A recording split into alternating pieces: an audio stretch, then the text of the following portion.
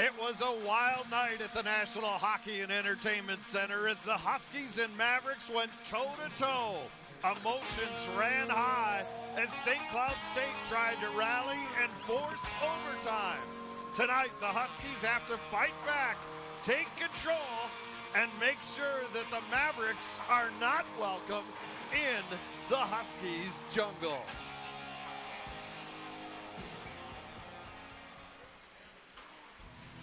Winter has arrived in St. Cloud as the Huskies and Mavericks wrap up their series tonight here on Charter Extra. Hi everybody, I'm Jim Rich along with former Husky All-American Mark Parrish, and what a wild game we saw here last night. Let's take a look at the keys to tonight's game, brought to you by St. Cloud Subaru. First and foremost, you're going to hear it a lot when you become a college player and even more when you become a professional, turnovers. You cannot turn the puck over, puck management. If they make the team go 200 feet to beat you. Special teams last night, St. Cloud 2 power play goals, didn't give up even a shorthanded situation, so that obviously worked well for them. It did. They did win the battle last night, and it's a rarity that usually if you win that little battle in the game, it's a clue that you're going to win the game. All right, let's hear what the head coach has to think. He's downstairs with our Julia Allen. Around and get our older guys back on the score sheet for us. All right, thanks a lot, Coach, and good luck. You bet. Now we'll go to Alec Osmus with Mavericks head coach. Alec?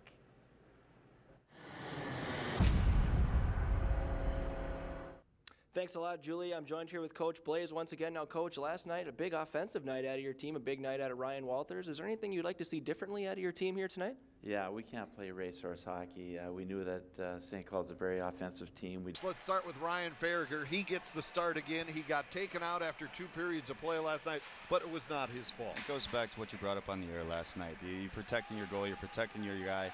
This will be our first look at this freshman. And he hasn't gotten a lot of work behind Faulkner. Coming up next year, the Mavericks and the Huskies go at it one more time, and hopefully the Huskies can end their short 2-game losing streak here tonight. Opening face-off coming up next. It's hockey night in St. Cloud, and it's also time for Winter Nights and Lights, the parade that takes place in downtown St. Cloud. Charlie Adams is also in on that 4th line. The starters tonight, they go with the big line, Zombo, Walters, and Archibald. Get a look at Brockmont Pennant, junior forward, and he has certainly developed into one of the more interesting players that Coach Dean Blaze has used, and he's got a unique combination of all of us at HP Hockey get involved, and already some of the fans getting involved with the conversation tonight. Here's hoping for a Saturday victory and getting us closer to first place. Go Huskies. And Huskies fell from second, and Morley certainly had a night to remember. His first collegiate hat trick. Back to Jensen, score!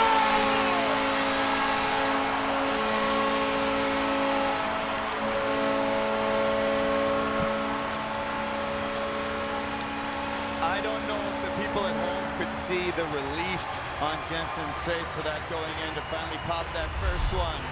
But let me tell you, he is excited, and now I cannot wait to see him settle down and play the game. He is a special player that just needed to relax a little bit. He knew one was going to go in eventually. Just keep shooting the puck. LeBlanc with the patience of taking it in, setting it up again, saying up about this LeBlanc. Waits for Jensen to set it up, puts it right in his wheelhouse, and good traffic in front of the net, great traffic in front of the net, shoot the puck, it goes right by the goal. Thinking a lot isn't good for a hockey player. You should just go out there and play and react. It's hit. Here's the penalty call. Brent Gwint gets a knee into Nick Dowd, and they have given him a 5-minute major penalty. It's not an intentional knee. Want to hear what Coach Motzko has to say about this weekend with UNO? Check out the Bob Motzko Show at the Green Mill Monday nights from 6 to 7 p.m. And welcome into the studio, 1-to-1 after 1. This is the Preferred One First Intermission Report. I'm Alec Osmus. Thanks for tuning in. As I said, things all tied up at the NHEC.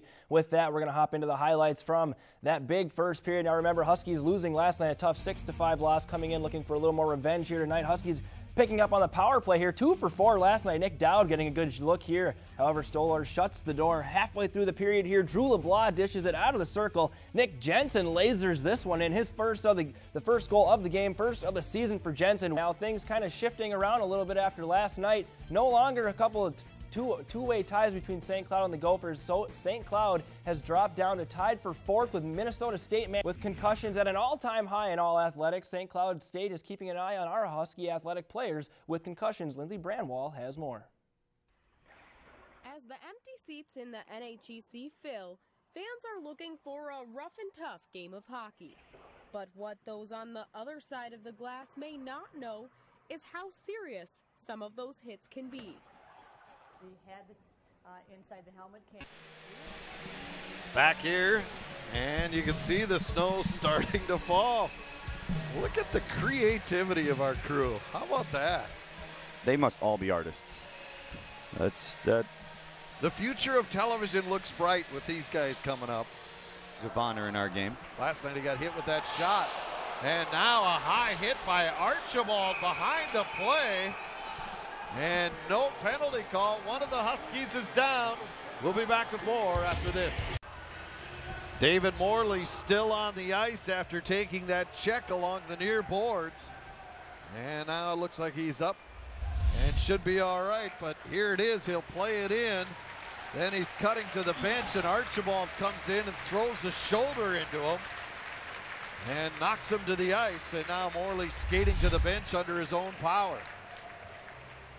You know, football has that launching rule. Not a goalie ever in any league that's ever like getting bumped. Now that was incidental contact. He really had nowhere else he could go. Yeah.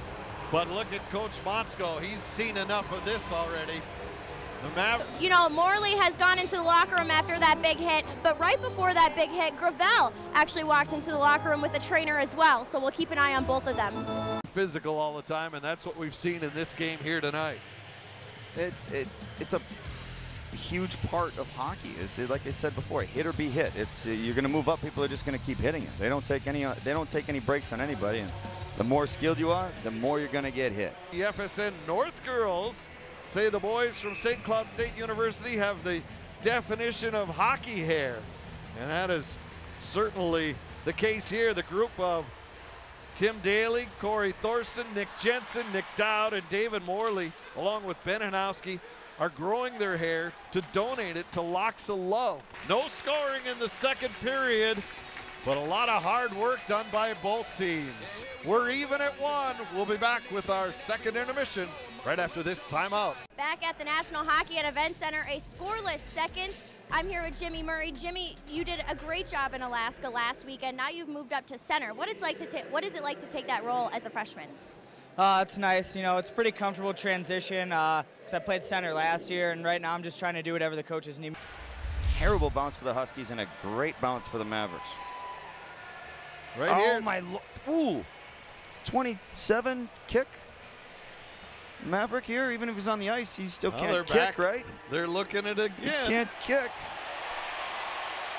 They're looking at it again. I thought it went off the St. Cloud D-man, but it. Ooh. I don't want to make a call. I kind of was off on the last one. Say it's good. Yeah. That's that. You can see Pierce's head is turned around. That's just not a flailing leg. You can redirect it. You can redirect it. You can use your skate. You just cannot have a kicking motion. You can't kick the puck. And here we go. This should be no goal again. It is. It's a rarity to see 2 goals under review like that so quickly. Such a short span. And it's a rarity to see Coach Blaze take out on you. Kosla didn't get an assist, maybe Phantom somewhere out there. No? Yeah, Mark. I mean, come on now. You had a big